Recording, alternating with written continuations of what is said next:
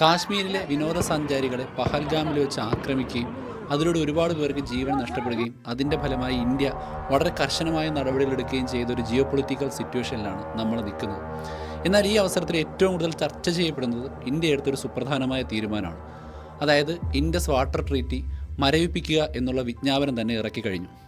പക്ഷേ ഈ ഒരു വിഷയത്തെക്കുറിച്ച് ചിന്തിക്കുമ്പോഴാണ് സത്യത്തിൽ ജിയോഗ്രഫിക്കലി അല്ലെങ്കിൽ ഭൂമിശാസ്ത്രപരമായി നദികളും ആ നദികൾ അതിർത്തി കടക്കുകയും ചെയ്യുമ്പോൾ അതെങ്ങനെയാണ് നമ്മുടെ ഈ രാഷ്ട്രീയത്തിൽ ഇടപെടുന്നതെന്നും രാജ്യങ്ങൾ തമ്മിലുള്ള പ്രശ്നങ്ങളാകുകയും ചെയ്യുന്നത് എന്നതിനെക്കുറിച്ച് വളരെ ഡീറ്റെയിൽഡായിട്ട് സംസാരിക്കേണ്ടി വരും. കാരണം ഇന്ത്യയിൽ നിന്ന് പാകിസ്ഥാനിലേക്ക് ഒഴുകുന്ന ഒരു നദിയെ ഇന്ത്യ നിയന്ത്രിക്കുമ്പോൾ ഭാവിയിൽ ചൈനയിൽ നിന്ന് ഇന്ത്യയിലേക്ക് ഒഴുകുന്ന ബ്രഹ്മപുത്ര പോലെയുള്ള നദികളെ നിയന്ത്രിക്കാനുള്ള ഒരു റീസണായിട്ട് ഇത് മാറാൻ സാധ്യതയില്ലേ എന്നുള്ള ചോദ്യങ്ങളൊക്കെ തന്നെ ചർച്ചയിലുടനീളം ഉയർന്നു വരുന്നതായിട്ട് കാണാൻ കഴിയും. അപ്പോൾ ഇന്ന് നമ്മൾ സംസാരിക്കാൻ പോകുന്നത് ജിയോ പൊളിറ്റിക്സ് എന്നതിനേക്കാൾ ഉപരി ഈ നദികൾ ഒഴുകുന്നതിൻ്റെ ഒരു ശാസ്ത്രവും ചരിത്രപരമായിട്ട് ലോകരാജ്യങ്ങൾക്കിടയിൽ ഇത്തരം വിഷയങ്ങളെക്കുറിച്ചുള്ള ചർച്ചകൾ നടക്കുമ്പോൾ അല്ലെങ്കിൽ പ്രശ്നങ്ങൾ ഉണ്ടാകുമ്പോൾ അതിനെക്കുറിച്ചുള്ള കേസ് സ്റ്റഡീസിൻ്റെയും ഒരു പ്രധാനപ്പെട്ട അനാലിസിസാണ്. ഇതിൻ്റെ ഉള്ളിൽ നമ്മൾ ഈ പറയുന്ന വിഷയമുണ്ട്, ലോകത്തെ മറ്റ് രാജ്യങ്ങൾ തമ്മിലുള്ള പ്രശ്നമുണ്ട്, മുല്ലപ്പെരിയാർ ഇഷ്യൂ ഉണ്ട്, നദീ സംയോജന പദ്ധതിയുണ്ട്. ഇതെല്ലാം ഉൾപ്പെടുത്തിയാണ് ഞാൻ നിങ്ങൾക്ക് ഇതിനെക്കുറിച്ചൊരു ക്ലിയർ പിക്ചർ തരാനുള്ളൊരു ശ്രമം നടത്താനായിട്ട് ഉദ്ദേശിക്കുന്നത്. ചരിത്രത്തിലുടനീളം നദികളെ മനുഷ്യൻ വളയ്ക്കുകയും തടയുകയും ചിലപ്പോൾ ആയുധമാക്കുകയും ഒക്കെ ചെയ്തിട്ടുള്ളതായിട്ട് നമുക്ക് കാണാൻ കഴിയും. ഈ വലിയ പോരാട്ടങ്ങളിലേക്കും വിവാദപരമായിട്ടുള്ള ഉടമ്പടികളിലേക്കും കടക്കുന്നതിന് മുമ്പ് നമുക്ക് അടിസ്ഥാനപരമായിട്ടുള്ളൊരു ചോദ്യം ചോദിക്കാൻ കഴിയും. ഒരു രാജ്യത്തിന് മറ്റൊരു രാജ്യത്തേക്ക് ഒഴുകുന്ന നദിയെ തടഞ്ഞു നിർത്താൻ ശാസ്ത്രീയമായിട്ട് സാധ്യമാണോ? അങ്ങനെ സാധ്യമാണെങ്കിൽ അതിന് നാം നൽകേണ്ടി വരുന്ന വില എന്താണ്? നദിയെ തടയുന്നത് ഒരു മാന്ത്രിക വിദ്യയൊന്നുമല്ല, മറിച്ച് എഞ്ചിനീയറിംഗ് വൈദഗ്ധ്യമാണ്. അതെങ്ങനെ സാധ്യമാകുന്നെന്ന് നോക്കാം. ആയിരക്കണക്കിന് വർഷങ്ങളായി മനുഷ്യ സംസ്കാരങ്ങൾ നദികളെ ആശ്രയിക്കാനും അതിനെ നിയന്ത്രിക്കാനുമുള്ള മാർഗങ്ങൾ വൻതോതിൽ നിർമ്മിച്ചിട്ടുണ്ട്. എന്നാൽ ഇന്ന് നാം അതൊരു മറ്റൊരു തലത്തിലേക്ക് കൊണ്ടുപോവുകയാണ്. നദിയെ നിയന്ത്രിക്കാനുള്ള പ്രധാന ശാസ്ത്രീയ മാർഗ്ഗങ്ങളിൽ ഒന്നാമതായി ഉപയോഗിക്കുന്നത് അണക്കെട്ടാണെന്ന് നമുക്കറിയാം. കോൺക്രീറ്റും ഉരുക്കും പാറകളും ഉപയോഗിച്ച് നിർമ്മിക്കുന്ന ഭീമാകാരന്മാരായിട്ടുള്ള ഭിത്തികളാണിവ. നദിയുടെ സ്വാഭാവിക ഒഴുക്കിനെ ഇത് തടഞ്ഞു നിർത്തുകയും വെള്ളം അണക്കെട്ടിൽ തട്ടുമ്പോൾ അതിന് മുന്നോട്ട് പോകാൻ കഴിയാത്ത രീതിയിൽ വലിയൊരു റിസർവോയർ ഉണ്ടാവുകയും ചെയ്യുന്നു. പകരം ഇങ്ങനെ കെട്ടി നിൽക്കുന്ന കൃത്രിമ തടാകത്തിനെ നമ്മൾ പലതരത്തിലുള്ള ആവശ്യങ്ങൾക്ക് വേണ്ടി ഉപയോഗിക്കാറുണ്ട്. ഉദാഹരണത്തിന് ലോകത്തിലെ ഏറ്റവും വലിയ ജലവൈദ്യുത അണക്കെട്ടായിട്ടുള്ള ചൈനയിലെ ത്രിജോർജസ് ഡാമിന് 39.3 ബില്യൺ ക്യൂബിക് മീറ്റർ വെള്ളം സംഭരിക്കാനുള്ള ശേഷിയുണ്ട്. അതിന് ചെറുതായിട്ട് ഭൂമിയുടെ കറക്കത്തിനെ സ്ലോ ആക്കാനും സാധിച്ചിട്ടുണ്ട്. ഒരണക്കെട്ട് നിർമ്മിക്കുന്നതിലൂടെ താഴേക്കൊഴുകുന്ന വെള്ളത്തിൻ്റെ അളവ് നിയന്ത്രിക്കാൻ പറ്റും. വെള്ളപ്പൊക്കം തടയാനും വൈദ്യുതി ഉൽപ്പാദിപ്പിക്കാനും അതുമല്ലെങ്കിൽ വേണമെങ്കിൽ അയൽ രാജ്യത്തിനെ വരൾച്ചയിലൂടെ കടത്തിവിടാനും മറ്റൊരു രാജ്യത്തിന് സാധിക്കും. എന്നാൽ അമിതമായ ഒരു പ്രഷർ ഉണ്ടായി കഴിഞ്ഞാൽ അണക്കെട്ടുകൾ തകരാനുള്ള സാധ്യതയും നിലനിൽക്കുന്നുണ്ട്. രണ്ടാമത്തെ മാർഗം ഡൈവേർഷനാണ്. ടണലുകളും കനാലുകളും നിർമ്മിച്ചുകൊണ്ട് പർവ്വതങ്ങൾക്കടിയിലൂടെ തുരങ്കങ്ങളിലൂടെയും മറ്റും കനാലുകൾ വെട്ടിയോ നദിയുടെ ഒഴുക്കിനെ ടണലുകളിലൂടെ കടത്തിവിട്ടുകൊണ്ടോ നമുക്ക് അതിർത്തി കടക്കുന്നതിന് മുമ്പ് പുതിയൊരു സ്ഥലത്തേക്ക് തിരിച്ചുവിടാൻ പറ്റും. അമേരിക്കയിലെ കൊളറാഡോ നദിയിൽ നിന്നും കാലിഫോർണിയയിലേക്കും അരിസോണയിലേക്കും വെള്ളം നൽകാനായി വലിയ തോതിൽ ഇങ്ങനെ തിരിച്ചുവിട്ട ഒരു ഇഷ്യൂ ഉണ്ടായിട്ടുണ്ട്. ഇതിൻ്റെ ഫലമായി മെക്സിക്കോയിലെ വലിയൊരു ഡെൽറ്റ പ്രദേശം വരണ്ടുപോയിരുന്നു. അപ്പോൾ ഇതും ഒരു ഉദാഹരണമാണ്. ഇനി മറ്റൊരു രീതി ബാരേജുകളാണ്. നദിയെ പൂർണ്ണമായും തടയാതെ താഴേക്കുള്ള ഒഴുക്കിനെ നിയന്ത്രിക്കാൻ ബാരേജുകൾ സഹായിക്കും. അപ്പോൾ ഇതെന്തിനാണ് ഉപയോഗിക്കുന്നത്? ഇതിൻ്റെ ഗേറ്റുകൾ ആവശ്യാനുസരണം തുറക്കാനും അടയ്ക്കാനും കഴിയുമോ എന്നുള്ളതാണ്. അയൽ രാജ്യം നമ്മളുടെ വെള്ളത്തെ ആശ്രയിക്കുന്നുണ്ട് എങ്കിൽ കൃത്യസമയത്ത് ഗേറ്റ് അടയ്ക്കുന്നത് അവർക്ക് ഗുരുതരമായിട്ടുള്ള ജലക്ഷാമത്തിന് കാരണമാകാം. ഇതിന് ഏറ്റവും നല്ല ഉദാഹരണം സത്ലജ് നദിയിലെ ഫിറോസ്പൂർ ബാരേജാണ്. ഇത് പാകിസ്ഥാനിലേക്കുള്ള വെള്ളത്തിൻ്റെ ഒഴുക്ക് ഇന്ത്യ നിയന്ത്രിക്കുന്ന ഒരു മാർഗ്ഗമാണ്. ചിലപ്പോൾ ലക്ഷ്യം നദിയെ തടയുക എന്നതല്ല, മറിച്ച് അതിൻ്റെ ഒഴുക്കിൻ്റെ വേഗത കുറച്ച് പ്രാദേശികമായിട്ട് കൂടുതൽ വെള്ളം കിട്ടുന്ന രീതിയിലേക്ക് മാറ്റുക എന്നുള്ളതാണ്. ഇതിനായിട്ട് ചെറിയ അരുവികളും പുഴകളും ചെക്ക് ഡാമുകളും നിർമ്മിക്കാൻ പറ്റും. ആയിരക്കണക്കിന് ചെറിയ ഡാമുകൾക്ക് ഒരുമിച്ച് ഒരു വലിയ ആക്രമണത്തിൻ്റെ ലക്ഷണമില്ലാതെ തന്നെ സൈലൻ്റായിട്ട് മറ്റൊരു നദിയിലേക്ക് വെള്ളം എത്തുന്നത് കുറയ്ക്കാൻ പറ്റും. കൂടാതെ ആധുനിക പമ്പിംഗ് സംവിധാനങ്ങൾ ഉപയോഗിച്ചുകൊണ്ടും മറ്റ് സ്ഥലങ്ങളിലേക്ക് വെള്ളത്തെ റീഡയറക്റ്റ് ചെയ്ത് വിടാം. ഇത് ചിലവേറിയതാണെങ്കിലും ടെക്നോളജിക്കലി ഇത് സാധ്യമാണ്. എന്നാൽ പ്രകൃതി എളുപ്പത്തിൽ വിട്ടുകൊടുക്കാറില്ല. ഒരു നദിയെ തടയുന്നത് ഭൂകമ്പങ്ങളും അതുപോലെ തന്നെ അണക്കെട്ട് കരകവിഞ്ഞൊഴുകിയാൽ വെള്ളപ്പൊക്കത്തിനും ചിലപ്പോൾ നദീതടം വരണ്ടു പോകുന്നതിനുമൊക്കെ തന്നെ കാരണമാകാറുണ്ട്. ഇങ്ങനെ കൃഷിഭൂമിയിലേക്ക് ഉപ്പുവെള്ളം കയറുന്നതിനും ഫലഭൂയിഷ്ഠമായ ഭൂമി മരുഭൂമിയാകുന്നതിനും അതുവഴി കുടിയേറ്റങ്ങൾക്കും കാലാവസ്ഥയും ആവാസ വ്യവസ്ഥയും ഒക്കെ തന്നെ ചേഞ്ച് ചെയ്യുന്നതിനും കാരണമാവാം. നദികൾ ഒരുപാട് വർഷം കൊണ്ട് സ്വാഭാവികമായി ഗതിമാറി ഒഴുകുകയും മനുഷ്യൻ്റെ എല്ലാ ശ്രമങ്ങളെയും വൃഥാവിലാക്കുകയും ചെയ്യുന്ന ഒരു സാഹചര്യത്തിലേക്ക് ഇത് വരാറുണ്ട്. ഒരു കാട്ടുകുതിരയെപ്പോലെ അധികകാലം മെരുക്കി നിർത്താൻ പ്രയാസമാണ് നദികൾ. അതിനാൽ ശാസ്ത്രീയമായി ഒരു നദിയെ തടയുന്നത് സാധ്യമാണെങ്കിലും പക്ഷേ അത് വലിയ തോതിൽ തിരിച്ചടിക്കാനുള്ളൊരു സാധ്യതയാണ് മുന്നിലുള്ളത്. ആയിരക്കണക്കിന് വർഷങ്ങൾക്ക് മുമ്പ് ഉപഗ്രഹങ്ങളോ അല്ലെങ്കിൽ വിമാനങ്ങളോ ഉപയോഗിച്ചുകൊണ്ട് നദികളെയും രാജ്യങ്ങളെയും മാപ്പ് ചെയ്യാനൊന്നും പറ്റിയിരുന്നില്ല. അതുകൊണ്ട് തന്നെ പലപ്പോഴും ഉടമ്പടികൾ ഒപ്പുവയ്ക്കുമ്പോൾ നദികളായിരുന്നു അധികാരത്തിൻ്റെ അതിർവരമ്പുകൾ. നദിയെ നിയന്ത്രിക്കുന്നവർ ആ പ്രദേശത്തെ ജീവിതത്തെ നിയന്ത്രിച്ചു. നദിയുടെ കൺട്രോൾ നഷ്ടപ്പെട്ട മരണം തന്നെയായിരുന്നു അക്കാലത്ത് ഉണ്ടാവുക. അതിനാൽ നദികൾക്ക് വേണ്ടി, വെള്ളത്തിന് വേണ്ടി പോരാട്ടം എപ്പോഴും ഉണ്ടായിരുന്നു. അങ്ങനെ കനാലുകളും അണക്കെട്ടുകളും പലതരത്തിലുള്ള തന്ത്രങ്ങൾ ഉപയോഗിച്ചുകൊണ്ട് മെസ്സപ്പോട്ടോമിയ, അതായത് ഇന്നത്തെ ഇറാഖിൽ യൂഫ്രട്ടീസ് ടൈഗ്രീസ് നദികൾക്കിടയിലുള്ള ഭൂമിയിൽ സുമേറിയക്കാരും അക്കാഡിയക്കാരും ബാബിലോണിയക്കാരും അസീറിയക്കാരും ഒക്കെ തന്നെ വളർന്നു വന്നിട്ടുണ്ട്. എന്നാൽ ഈയൊരു വളർച്ച അതിലോലമായ ജലസേചന സംവിധാനങ്ങളെ ആശ്രയിച്ചാണ് ഇരുന്നത്. ലഗാഷ്, ഉമ്മ തുടങ്ങിയ നഗര സംസ്ഥാനങ്ങൾ ചെറിയ ജലപാതകൾക്ക് വേണ്ടി പലപ്പോഴും യുദ്ധം ചെയ്തിട്ടുണ്ട്. BC 2500 ഒരു കളിമൺ ഫലകത്തിൽ ലോകത്തിലെ ആദ്യത്തെ അറിയപ്പെടുന്ന ജലതർക്കം രേഖപ്പെടുത്തിയിട്ടുണ്ട്. ലഗാഷും ഉമ്മയും തമ്മിൽ ഒരൊറ്റ കനാലിനെ ചൊല്ലിയാണ് ഈ പ്രശ്നം ഉണ്ടായത്. അവർ യുദ്ധം ചെയ്തു, വെള്ളം തിരിച്ചുവിട്ടു, പരസ്പരം വയലുകൾ മുക്കി. ആധുനിക യന്ത്രങ്ങളില്ലാതെ ഇതെല്ലാം ചെയ്തു വെച്ചൊരു പാഠമാണ് ഉണ്ടാക്കിയിരിക്കുന്നത്. അതായത് വെള്ളം കുറയുമ്പോൾ അയൽ രാജ്യങ്ങൾ പെട്ടെന്ന് ശത്രുക്കളാകാനുള്ള സാധ്യതയുണ്ട്. പുരാതന ഈജിപ്റ്റ് നൈലിൻ്റെ ദാനം എന്നാണ് അറിയപ്പെട്ടിരുന്നത്. നമുക്കറിയാം, ഇതിൻ്റെ വാർഷിക വെള്ളപ്പൊക്കം ഇല്ലെങ്കിൽ മരുഭൂമികൾ ആ നാടിനെ വിഴുങ്ങുമായിരുന്നു. ഫറോവന്മാർ വലിയ ജലസേചന ശൃംഖലകൾ നിയന്ത്രിച്ചിരുന്നു. തെക്ക് നിന്നുള്ള നുബിയ, കുഷ് തുടങ്ങിയ എതിരാളികൾ നൈലിൻ്റെ പോഷക നദികളിൽ അണക്കെട്ടുകൾ നിർമ്മിക്കാൻ ശ്രമിച്ചപ്പോൾ യുദ്ധം തന്നെ ഉണ്ടായിട്ടുണ്ട്. പുരാതന ഈജിപ്തുകാർക്ക് നൈലിനെ നിയന്ത്രിക്കുന്നത് അതിജീവനം മാത്രമല്ല, ദൈവികമായിട്ടുള്ളൊരു അവകാശമായിരുന്നു. നദി നഷ്ടപ്പെടുത്തുന്നത് ദൈവങ്ങളുടെ പ്രീതി നഷ്ടപ്പെടുത്തുന്നതിന് തുല്യമായിട്ട് അവർ കണക്കാക്കി. അതുപോലെ തന്നെ ചൈനയിലെ ഹൊയാഹോ, അതായത് മഞ്ഞ നദി, അതിൻ്റെ ഏറ്റവും മാരകമായിട്ടുള്ള വെള്ളപ്പൊക്കം കാരണം ചൈനയുടെ ദുഃഖം എന്നാണ് അറിയപ്പെടുന്നത്. ഒരേ സമയം അനുഗ്രഹവും ശാപവുമാണ് ഈ നദി. അതുകൊണ്ട് തന്നെ ഈ വെള്ളത്തിൻ്റെ അടിസ്ഥാനത്തിലാണ് രാജവംശങ്ങൾ ഉണ്ടാവുകയും താഴുകയും ചെയ്തത്. അപ്പോൾ BC 475 മുതൽ 221 വരെയുള്ള കാലഘട്ടത്തിൽ പല സ്ഥലങ്ങളും കനാൽ സംവിധാനത്തെ പറഞ്ഞുകൊണ്ട് അടികൂടിയിട്ടുണ്ട്. അപ്പോൾ ആരാണോ കനാലുകൾ നിയന്ത്രിക്കുന്നത് അവരാണ് ബാക്കിയുള്ളവരെ നിയന്ത്രിച്ചിരുന്നത് എന്നർത്ഥം. ശക്തരായ റോമാക്കാർ പോലും ജലയുദ്ധങ്ങൾ നടത്തിയിരുന്നു. എന്നാൽ അവരുടേത് അക്വാഡക്റ്റുകളെക്കുറിച്ചുള്ളതായിരുന്നു. റോമൻ എഞ്ചിനീയർമാർ നഗരങ്ങളിലേക്ക് വെള്ളം എത്തിക്കാൻ വലിയ സംവിധാനങ്ങൾ നിർമ്മിച്ചിരുന്നു. ശത്രുക്കൾ റോമിനെ ദുർബലമാക്കാൻ ആഗ്രഹിച്ചപ്പോൾ അവരെപ്പോഴും സൈന്യത്തെ ഉപയോഗിച്ചുകൊണ്ടല്ല ആക്രമിച്ചത്, അവർ ജലവിതരണം തടഞ്ഞു കളഞ്ഞു. ഉപരോധ തന്ത്രങ്ങളിൽ പലപ്പോഴും അക്വഡിക്റ്റുകൾ നശിപ്പിക്കുന്നതായിരുന്നു ആദ്യത്തെ യുദ്ധം. വാളെടുക്കാതെ നഗരങ്ങളെ കീഴടക്കാൻ ഇങ്ങനെ സാധിക്കും. വെള്ളം നിയന്ത്രിച്ച യുദ്ധം ചെയ്യാതെ ജയിക്കാം.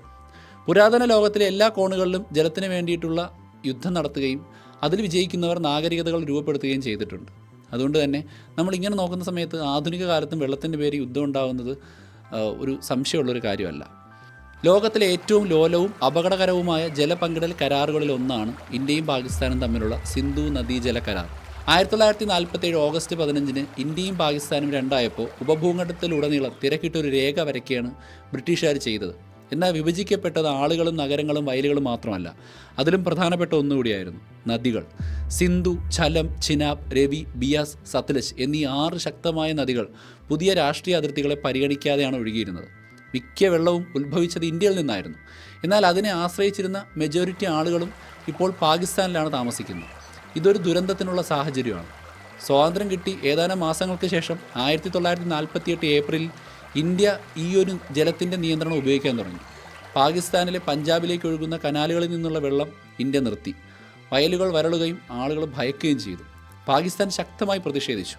ഒരു നിമിഷം കൊണ്ട് ഇരു രാജ്യങ്ങളും അവരുടെ ആദ്യത്തെ ജലയുദ്ധത്തിൻ്റെ വക്കിലെത്തിയിരുന്നു.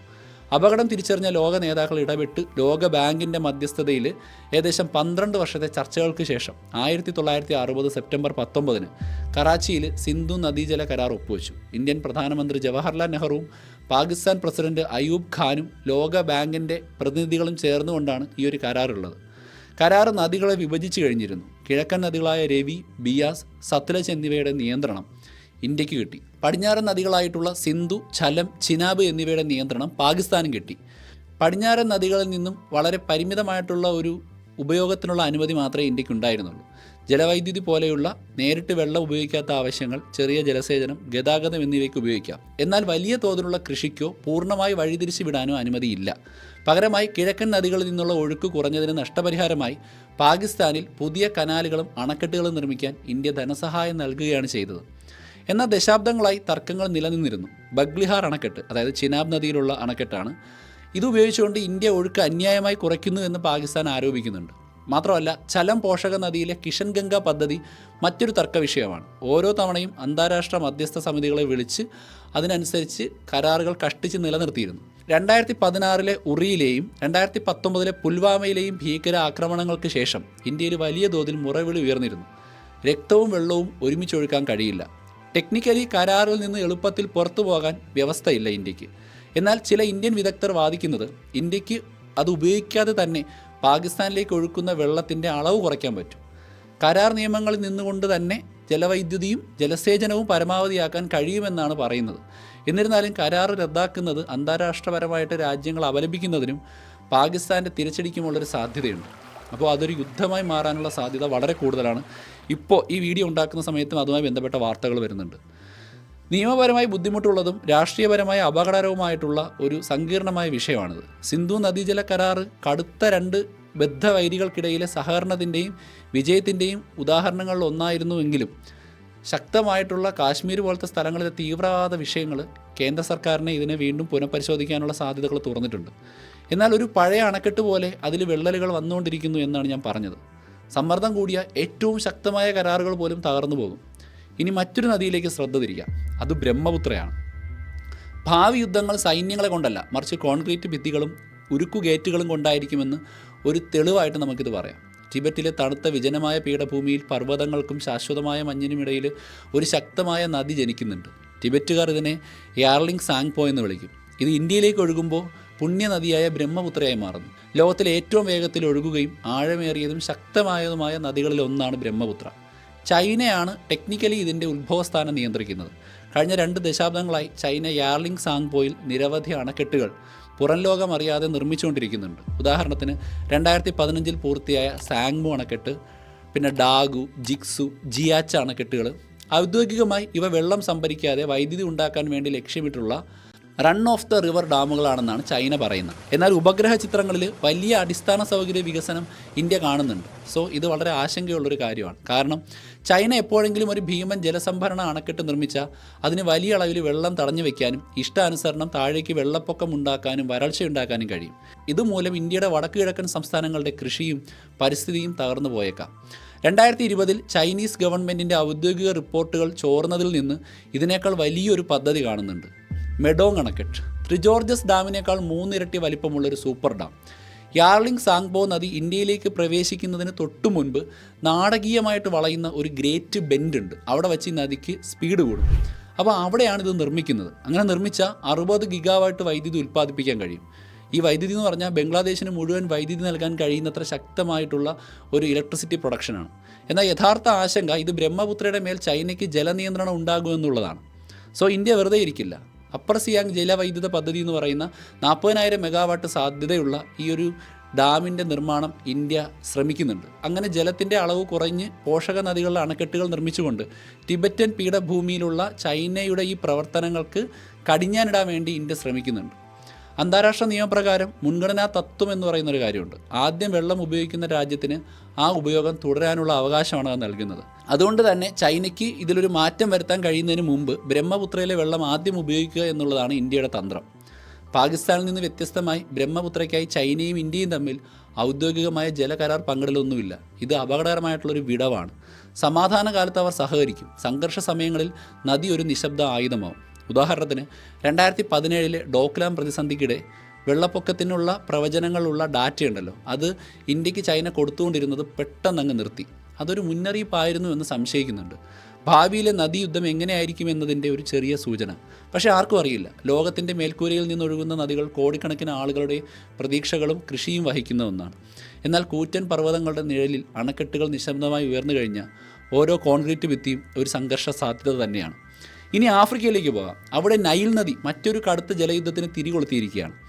5000 വർഷത്തിലേറെയായി നൈൽ നദി ഈജിപ്തിൻ്റെ ഹൃദയമെടുപ്പാണ്. നൈൽ നദി ഇല്ലെങ്കിൽ പിരമിഡുകളോ അലക്സാണ്ട്രിയയോ കെയ്റോയോ ഒന്നും ഉണ്ടാവുമായിരുന്നില്ല. ഈജിപ്തിൻ്റെ 97% ജലവിതരണവും നൈലിൽ നിന്നാണ് വരുന്നത്. എന്നാൽ ഒരു ദിവസം ആ ഒഴുക്ക് വെല്ലുവിളിക്കപ്പെട്ടു. 2011 എത്യോപ്യ ഒരു വലിയ പദ്ധതി പ്രഖ്യാപിച്ചു. ആഫ്രിക്കയിലെ ഏറ്റവും വലിയ ജലവൈദ്യുത അണക്കെട്ട് നിർമ്മിക്കുക. ഗ്രാൻഡ് എത്യോപ്യൻ റിനസൈൻസ് ഡാം, അതായത് GERD. ബ്ലൂ നൈലിന് കുറുകെയാണ് ഇത് ഉണ്ടാക്കാൻ തീരുമാനിച്ചത്. അത് നൈലിൻ്റെ ഉത്ഭവസ്ഥാനത്തിനോട് ചേർന്നാണ്. 145 മീറ്റർ ഉയരമുള്ളൊരു ഭീമാകാരനായിട്ടുള്ള ഡാം, 1875 ചതുരശ്ര കിലോമീറ്റർ വിസ്തൃതിയുള്ള റിസർവോയർ. എത്യോപ്യയ്ക്ക് വൈദ്യുതി കൊടുക്കാനും അയൽ രാജ്യങ്ങൾക്ക് കുറഞ്ഞ ചെലവിൽ വൈദ്യുതി വിൽക്കാനും ഇതിലൂടെ സാധിക്കും. സോ എത്യോപ്യയെ സംബന്ധിച്ചിടത്തോളം GERD ഊർജ്ജ സ്വാതന്ത്ര്യത്തിൻ്റെയും ദേശീയ അഭിമാനത്തിൻ്റെയും സ്വപ്നമാണ്. എന്നാൽ താഴെ ഈജിപ്തിനെ സംബന്ധിച്ചിടത്തോളം അതൊരു പേടി സ്വപ്നമാണ്. എത്യോപ്യ അണക്കെട്ട് വളരെ വേഗത്തിൽ നിറച്ചാൽ അത് താഴേക്ക് ഒഴുകുന്ന വെള്ളത്തിൻ്റെ അളവ് കുറയ്ക്കും. അങ്ങനെ വന്നു കഴിഞ്ഞാൽ ഈജിപ്തിന് വെള്ളം കിട്ടാതാവുകയും കൃഷിനാശവും പട്ടിണിയും രാഷ്ട്രീയ തകർച്ചയൊക്കെ ഉണ്ടാവും. അങ്ങനെ ഈജിപ്റ്റ് 2020 ഒരു സൂചന തന്നെ നൽകിയിരുന്നു. അതായത് അങ്ങനെ വല്ലതും സംഭവിച്ചാൽ നമ്മൾ ഏത് വഴിയും സ്വീകരിക്കുമെന്നുള്ള രീതിയിൽ. അതായത് ഈജിപ്റ്റ് സൈനിക നടപടി പോലും സ്വീകരിച്ചുകൊണ്ട് ഇതിനെതിരെ പ്രതികരിക്കുമെന്നാണ് പറഞ്ഞത്. എത്യോപ്യയ്ക്കും ഈജിപ്തിനിടയിൽ സ്ഥിതി ചെയ്യുന്ന സുഡാന് പക്ഷേ ഇതിലൊരു മിക്സഡ് ഒപ്പീനിയനാണുള്ളത്. ഒരു വശത്ത് സുഡാന് വില കുറഞ്ഞ വൈദ്യുതി എത്യോപ്യ ഈ ഒരു ഡാമിൽ നിന്ന് കൊടുക്കും. അതേസമയം സുഡാനെ മുക്കാനും മുക്കാതിരിക്കാനുമുള്ള സ്വാതന്ത്ര്യം എത്യോപ്യയ്ക്ക് ലഭിക്കും. സോ GERDയിൽ നിന്നുള്ള പെട്ടെന്നുള്ള വെള്ളം വന്നു കഴിഞ്ഞാൽ അപ്രതീക്ഷിതമായിട്ടുള്ള വെള്ളപ്പൊക്കം ഉണ്ടാകുന്നത് കൊണ്ട് ആഫ്രിക്കൻ യൂണിയൻ, യുണൈറ്റഡ് സ്റ്റേറ്റ്, ഐക്യരാഷ്ട്രസഭ എന്നിവരുടെ മധ്യസ്ഥതയിൽ നിരവധി ചർച്ചകൾ നടക്കുകയും പരാജയപ്പെടുകയും ചെയ്തു. ഇതിലേറ്റവും പ്രധാനപ്പെട്ട തർക്ക വിഷയം എത്യോപ്യ റിസർവോയറിൻ്റെ വെള്ളം നിറയ്ക്കുന്നതിനുള്ള വേഗത അത് കൂടുതൽ കൺട്രോൾ ചെയ്യണം, അതുപോലെ തന്നെ വരൾച്ച കാലത്ത് വെള്ളം കൃത്യമായിട്ട് ഡിസ്ട്രിബ്യൂട്ട് ചെയ്യണം എന്നിവയൊക്കെയാണ് അവർ പറഞ്ഞത്. എന്നാൽ അതേസമയം ഒരു പരിഹാരവും ഇതുവരെയും കിട്ടിയിട്ടില്ല എന്നാണ് എനിക്ക് തോന്നുന്നത്. വർഷം തോറും ഡാമിൽ വെള്ളം നിറയുന്നുണ്ട്, ഒരു യുദ്ധം പോലെ അത് മാറാനുള്ള സാധ്യതയും നിലനിൽക്കുന്നുണ്ട്. സോ ഈ നദികളെ കൺട്രോൾ ചെയ്തുകൊണ്ടുള്ള യുദ്ധം കൂടുതലും പ്രോക്സി യുദ്ധങ്ങളാകാനാണ് സാധ്യത. ഏറ്റവും ശക്തമായ യുദ്ധങ്ങൾ വ്യാപാര യുദ്ധങ്ങളും നയതന്ത്ര ഒറ്റപ്പെടുത്തലും സൈബർ ആക്രമണവും ഒക്കെയാണ്. കാരണം ഇന്നത്തെ ലോകത്ത് വെള്ളം നിയന്ത്രിക്കുക എന്ന് പറയുന്നത് ഒരു സോഫ്റ്റ് പവർ മാത്രമാണ്. നദിയെ നിയന്ത്രിക്കുന്നവർ ഭാവിയെ നിയന്ത്രിക്കുന്നു എന്ന് മാത്രമേ അർത്ഥമുള്ളൂ. ഇനി ഇന്ത്യയിലേക്ക് മടങ്ങിയാൽ അവിടെ നദികളെ ബന്ധിപ്പിക്കാനുള്ളൊരു വലിയ സ്വപ്നം കുറേ നാളായിട്ട് ഇങ്ങനെ കിടക്കുന്നുണ്ട്. ഇന്ത്യയുടെ ഒരു ഭൂപടം സങ്കല്പിച്ചു കഴിഞ്ഞാൽ നദികൾ പല ഭാഗത്തേക്കാണ് ഒഴുകുന്നത്. എന്നാൽ അവയെല്ലാം പരസ്പരം ഒന്നിപ്പിച്ചാലോ? ബ്രഹ്മപുത്രയിലെ വെള്ളപ്പൊക്കത്തിൻ്റെ ജലം തമിഴ്നാട്ടിലെ വരൾച്ചയെ ശമിപ്പിക്കാൻ കഴിഞ്ഞാൽ എങ്ങനെയിരിക്കും? ഗംഗയിൽ മൺസൂൺ സമയത്തുണ്ടാകുന്ന അധികമായ വെള്ളം രാജസ്ഥാനിലെ മരുഭൂമിയിലൂടെ ഒഴുകി അവിടുത്തെ കൃഷിയെ അഭിവൃദ്ധിപ്പെടുത്തിയാലോ? ഇതാണ് മനുഷ്യരാശി ഇതുവരെ വിഭാവനം ചെയ്ത ഏറ്റവും വലിയ ജലപദ്ധതികളിൽ ഒന്നിൻ്റെ സ്വപ്നം, ഇന്ത്യൻ നദീ സംയോജന പദ്ധതി. കനാലുകൾ, അണക്കെട്ടുകൾ, റിസർവോയറുകൾ എന്നിവയുടെ ഒരു വലിയ ശൃംഖലയിലൂടെ ഇന്ത്യയിലെ നദികളെ പരസ്പരം ബന്ധിപ്പിക്കാനുള്ളൊരു മെഗാ പദ്ധതിയാണിത്. വടക്ക് നിന്ന് തെക്കോട്ടും കിഴക്ക് നിന്ന് പടിഞ്ഞാറോട്ടുമാണ് ഈ കണക്ഷൻ. രാജ്യത്തിൻ്റെ ശരീരത്തിന് ഒരു പുതിയ രക്തചംക്രമണ സംവിധാനം കൊടുക്കുന്ന പോലെ. എന്നാൽ കണക്കുകൾ അമ്പരപ്പിക്കുന്നതാണ്. 30 പ്രധാനപ്പെട്ട നദീ സംയോജന കനാലുകൾ ഉണ്ടാക്കേണ്ടതായിട്ട് വരും. 15,000 കിലോമീറ്റർ ആയിരിക്കും ഇതിൻ്റെ ആകെ നീളം. 3000-ലധികം റിസർവോയറുകളും നിയന്ത്രണ സ്ട്രക്ചറുകളും വേണം. കണക്കാക്കിയ ചെലവ് അന്ന് $210 ബില്യൺ. ഇത് കൂടിക്കൊണ്ടിരിക്കുന്നുണ്ട്.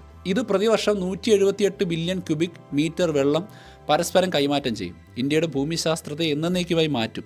ചുരുക്കത്തിൽ വെള്ളപ്പൊക്കത്തെ ഒരു ഭാഗ്യമായി മാറ്റാനുള്ളൊരു ആശയമാണ്. എന്നാൽ ഇത് ലളിതവും അതിമോഹമായിട്ട് കണക്കാക്കാം. വെള്ളപ്പൊക്ക സാധ്യതയുള്ള പ്രദേശങ്ങൾ, അതായത് അസം, ബീഹാർ, പശ്ചിമ ബംഗാൾ എന്നിവയിൽ നിന്നുള്ള അധിക ജലം വഴിതിരിച്ച് വിട്ടുകൊണ്ട് ജലക്ഷാമമുള്ള രാജസ്ഥാൻ, തമിഴ്നാട്, കർണാടക പോലെയുള്ള സംസ്ഥാനങ്ങളിൽ എത്തിക്കുക എന്നുള്ളതാണ് ഇവർ പറയുന്നൊരു കാര്യം.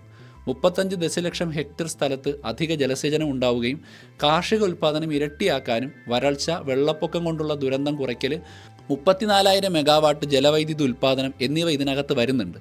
എന്നാൽ ഇതൊരു പരിഹാരമായിട്ട് കാണാൻ പറ്റുമോ? ഇന്ത്യ ഇതിനകം തന്നെ പൈലറ്റ് പ്രോജക്റ്റുകൾ ആരംഭിച്ചിട്ടുണ്ട്. മധ്യപ്രദേശിലെ കെൻ നദിയെ ഉത്തർപ്രദേശിലെ ബെത്വ നദിയുമായി ബന്ധിപ്പിക്കുന്ന കെൻ ബെത്വ നദീ സംയോജന പദ്ധതിയാണ് ആദ്യത്തെ ഘട്ടം. ഈ പദ്ധതിയിൽ മാത്രം 77 മീറ്റർ ഉയരമുള്ള അണക്കെട്ടും 230 കിലോമീറ്റർ നീളമുള്ള കനാലും 1.2 ദശലക്ഷം ഹെക്ടർ കൃഷിഭൂമിയിൽ ജലസേചനവും ഉൾപ്പെടുന്നുണ്ട്. 2023 നിർമ്മാണം ആരംഭിച്ചു. എന്നാൽ ഒരുപാട് വിഷയങ്ങൾ അതുമായി ബന്ധപ്പെട്ട് നടക്കുന്നുണ്ട്. വിമർശകർ വലിയ പ്രത്യാഘാതങ്ങളെക്കുറിച്ച് മുന്നറിയിപ്പ് തരികയാണ്. പാരിസ്ഥിതിക ദുരന്തം, അതായത് ആയിരക്കണക്കിന് ചതുരശ്ര കിലോമീറ്റർ വനങ്ങൾ വെള്ളത്തിനടിയിലാവും. കടുവ, ആന, അപൂർവ പക്ഷികൾ തുടങ്ങിയ ജീവികളുടെ ആവാസ വ്യവസ്ഥ നഷ്ടപ്പെടും. അതുപോലെ തന്നെ 20 ദശലക്ഷത്തിലധികം ആളുകൾ കുടിയിറക്കപ്പെടും. ഗ്രാമങ്ങളും പഴയ സംസ്കാരങ്ങളുടെ ശേഷിപ്പുകളും ഉപജീവന മാർഗ്ഗങ്ങളും ഒക്കെ വെള്ളത്തിലാവും.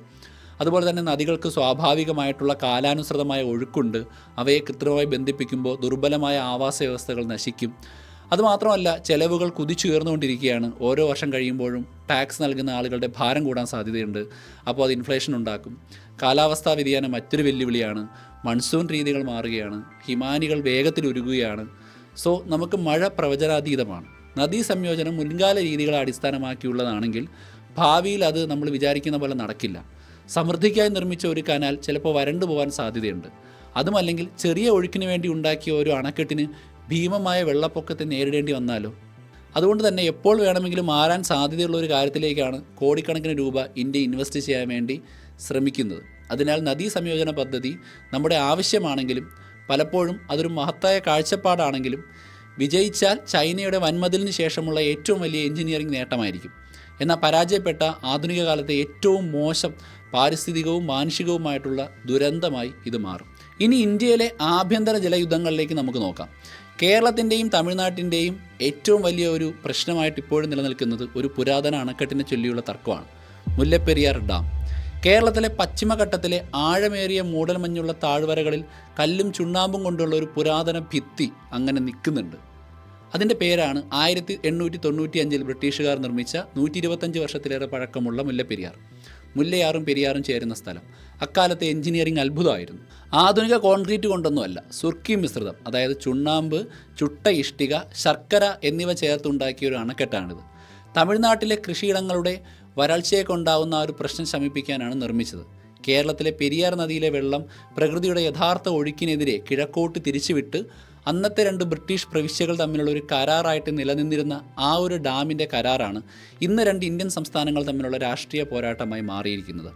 തമിഴ്നാട് വാദിക്കുന്നത് ഞങ്ങൾക്ക് വേണ്ടി ഇത് നിർമ്മിച്ചു, ഞങ്ങൾക്കിത് വേണം, ഞങ്ങളുടെ കർഷകർ ഈ വെള്ളത്തെയാണ് അതിജീവനത്തിനായി ആശ്രയിക്കുന്നത്. എന്നാൽ നമ്മൾ കേരളം പറയുന്നത് അണക്കെട്ട് വളരെ പഴയതാണ്, ഇത് സുരക്ഷിതമേ അല്ല, ഇത് തകർന്നാൽ താഴെയുള്ള ആയിരക്കണക്കിന് ആളുകൾ മിനിറ്റുകൾക്കുള്ളിൽ മരിച്ചു പോകും. 2 സംസ്ഥാനങ്ങൾ, 2 സത്യങ്ങൾ, ഒരു നദി, നടുവിൽ ഇങ്ങനെ തർക്കമായിട്ട് നിൽക്കുക. കേരളത്തിൻ്റെ ഏറ്റവും വലിയ ഭയം കനത്ത മൺസൂണോ നേരിയ ഭൂകമ്പമോ വന്നു കഴിഞ്ഞാൽ അണക്കെട്ട് തകർന്നു പോകുമെന്നുള്ളതാണ്. പഠനങ്ങൾ അനുസരിച്ച് മുല്ലപ്പെരിയാർ തകർന്നാൽ അതിന് താഴെയുള്ള 35 ലക്ഷം ആളുകളെയാണ് അത് ബാധിക്കുക. വണ്ടിപ്പെരിയാർ, ചപ്പാത്ത്, വള്ളക്കടവ് തുടങ്ങിയ പ്രധാന പട്ടണങ്ങളും കൊച്ചിയുടെ ചില ഭാഗങ്ങൾ പോലും മാരകമായ വെള്ളപ്പൊക്കത്തിലേക്ക് വരാൻ സാധ്യതയുണ്ട്. 2011 കാലഘട്ടത്തിലൊക്കെ തന്നെ ചെറിയ ഭൂകമ്പങ്ങളൊക്കെ ഉണ്ടായിട്ടുണ്ട് എന്നുള്ളത് വളരെ ഭയമാണ് ഉണ്ടാക്കിയിരിക്കുന്നത്. 2006 ഇന്ത്യൻ സുപ്രീം കോടതി ഒരു വിധി കൊണ്ടുവന്നിരുന്നു. അണക്കെട്ട് ശക്തിപ്പെടുത്തിയ ശേഷം തമിഴ്നാടിന് ജലനിരപ്പ് 136 അടിയിൽ നിന്ന് 142 അടിയായിട്ട് ഉയർത്താൻ പറ്റും. കേരളമാണെങ്കിൽ 2003 ഒരു നിയമം കൊണ്ടുവന്നു, അതായത് കേരള ജലസേചന ജലസംരക്ഷണ നിയമം. അതുപയോഗിച്ചാണ് കേരളം ഇതിനോട് റിയാക്ട് ചെയ്തത്. മുല്ലപ്പെരിയാർ സുരക്ഷിതമല്ല എന്നാണ് നമ്മൾ പ്രഖ്യാപിച്ചിരിക്കുന്നത്. നിയമപരമായിട്ടുള്ള ഈ വടംവലിയിൽ സുപ്രീം കോടതി ഉത്തരവുകളും വിദഗ്ധ സമിതി റിപ്പോർട്ടുകളും പാർലമെൻറ്റിലെ ചൂടേറിയ സംവാദങ്ങളും ഒക്കെ നടക്കുന്നുണ്ടായിരുന്നു. ഇപ്പോഴും ചോദ്യം അവശേഷിക്കുകയാണ്, ആരുടെ അവകാശങ്ങൾക്കാണ് കൂടുതൽ പ്രാധാന്യം, ജലത്തിനുള്ള അവകാശമോ അതോ സുരക്ഷയ്ക്കുള്ള അവകാശമോ? കേരളം താഴെ ഒരു പുതിയ അണക്കെട്ട് നിർമ്മിക്കാനുള്ളൊരു നിർദ്ദേശം മുന്നോട്ട് വച്ചിട്ടുണ്ട്, ആധുനികവും ശക്തവുമായൊരു ഡാം. എന്നാൽ തമിഴ്നാട് അതിനെ എതിർക്കുകയാണ്. കാരണം ഇത് കേരളത്തിന് കൂടുതൽ നിയന്ത്രണം ആ ഡാമിന് മുകളിൽ കൊടുക്കുമെന്നാണ് അവർ പറയുന്നത്. ചർച്ചകൾ ഒരു പെൻഡുലം പോലെ അങ്ങോട്ടും ഇങ്ങോട്ടും നീങ്ങുന്നുണ്ട്. അതേസമയം പഴയ അണക്കെട്ട് അവിടെ ഭീഷണിയായിട്ട് നിലനിൽക്കുന്നുമുണ്ട്. കാലപ്പഴക്കം ചെന്നതും അറ്റകുറ്റപ്പണികൾ ചെയ്തതും പ്രായമാകുന്നതും ഓരോ മൺസൂണിനും പരിധികൾ പരീക്ഷിക്കുന്നതും 1 നൂറ്റാണ്ട് പഴക്കമുള്ളതുമായ ഒരു ഭിത്തിയാണ്, മറ്റൊരു യുഗത്തിൽ നിർമ്മിച്ച ഭിത്തി. ഇപ്പോൾ 2 ആധുനിക സംസ്ഥാനങ്ങളുടെ പ്രതീക്ഷകളും ഭയങ്ങളുമാണ് അത് വഹിക്കുന്നത്. മുല്ലപ്പെരിയാറിൽ നിന്നൊഴുകുന്ന ഓരോ തുള്ളിയും വെള്ളം മാത്രമല്ല, രാഷ്ട്രീയം, ചരിത്രം, താഴെയുള്ള മനുഷ്യജീവനുകളുടെ ഭാരം എന്നിവയും വഹിക്കുന്നുണ്ട്. ദേശീയ അതിർത്തികൾ കടക്കുന്ന 260-ലധികം നദികൾ നിലവിൽ ലോകത്തുണ്ട്. അവയിൽ ഓരോന്നിലും ഓരോ സംഘർഷ സാധ്യതയും ഉണ്ട്. എവിടെയൊക്കെ വെള്ളം ഇത്തരത്തിൽ മാറി ഒഴുകുന്നുവോ അവിടെയെല്ലാം പ്രതീക്ഷയും ഭയവും യുദ്ധസാധ്യതയും നിലനിൽക്കുന്നുണ്ട്. നമ്മൾ കല്ലും കോൺക്രീറ്റും കൊണ്ട് ഭിത്തികൾ പണിയാറുണ്ട്, നേർരേഖകളുള്ള ഭൂപടങ്ങൾ വരയ്ക്കാറുണ്ട്, ഉടമ്പടികളും കരാറുകളും ഒപ്പുവയ്ക്കാറുണ്ട്. എന്നിരുന്നാലും നദികൾ നമ്മളെ നോക്കി ചിരിക്കുകയാണ്. അവ മൺസൂണിൽ ഉയരുന്നു, വേനൽക്കാലത്ത് വരളുന്നു, താഴ്വരകളിലൂടെ പുതിയ പാതകൾ അവ വെട്ടുന്നു. ഏറ്റവും ശക്തമായ അണക്കെട്ടുകളെപ്പോലും അവയ്ക്ക് തകർക്കാൻ കഴിയും. സത്യം ലളിതമാണ്, നാം നദികളെ സ്വന്തമാക്കുന്നില്ല, നാം അതിനെ കടം വാങ്ങുകയാണ്, ഒരു നിശ്ചിത കാലത്തേക്ക് മാത്രം.